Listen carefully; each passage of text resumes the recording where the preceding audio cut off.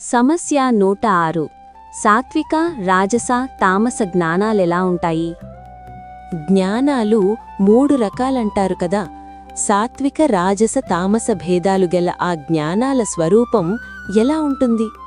సర్వభూతేషు ఏవైకం భావం అవ్యయమీక్షతే అవిభక్తం విభక్తేషు తజ్ఞానం విద్ధి సాత్వికం.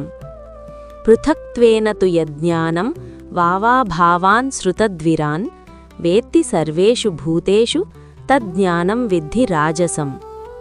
యత్తు కృత్స్నవదేకస్మిన్ కార్యే సక్తమహైతుకం అతత్వార్ధవదల్పం చ తత్తామసముదాహృతం.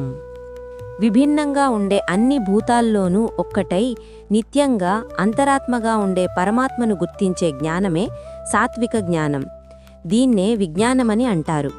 లోకంలో ఉన్న పదార్థాలనన్నింటినీ వేరువేరుగా అనేక రకాలుగా అనేక వస్తువులుగా ఏ జ్ఞానం గ్రహిస్తుందో దాన్ని రాజస జ్ఞానం అంటారు. ఈ రాజస జ్ఞానం కలవారికి దేవతలు కూడా విష్ణు అని, శివుడని, సూర్యుడని, అంబ అని, గణవతి అని వేరువేరుగా కలబడతారు.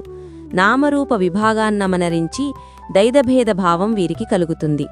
ప్రపంచంలో ఉన్న ఏదో ఒక కార్యైక దేశమైన పదార్థాన్ని కారణంగా గ్రహించడం, శరీరావన్నే ఆత్మనుకోవడం, కార్యకారణ భావం లేక యథార్థానికి దూరమై నీచమైనట్టి జ్ఞానం తామస జ్ఞానం అవుతుంది. Friends, please subscribe, like, share and comment మన ఛానల్.